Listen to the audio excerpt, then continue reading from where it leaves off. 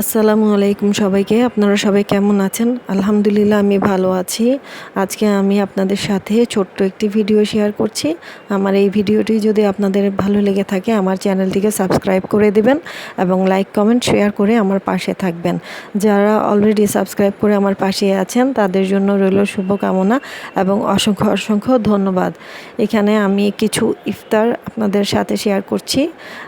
আজকের ইফতার তো আপনারা এই ভিডিওটি দেখতে থাকুন।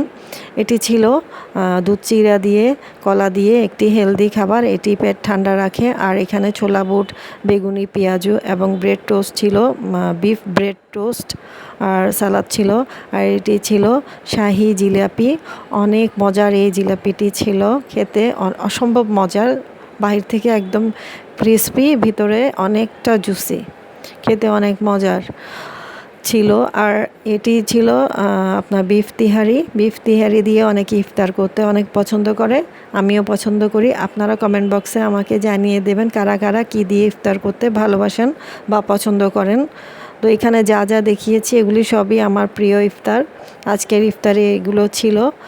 তো আর এটি ছিল পিস্তা এবং আমন্ড দিয়ে ব্লেন্ডারে ব্লেন্ড করে দুধ বাদামের শরবত বলা চলে এবং তোকমা দানাও দিয়ে দিয়েছি উপরে। আর এরপর আমি এখানের উপরে একটু রুয়া আফজা দিয়ে দিয়েছিলাম সৌন্দর্যের জন্য, একটু দেখতে ভালো লাগার জন্য। উপরে ভ্যানিলা আইসক্রিম দিয়ে দিয়েছি, দেখতেই পাচ্ছেন। তো অনেকে রুয়া আফজাটা কম পছন্দ করে, কিন্তু আমি অনেকটা পছন্দ করি।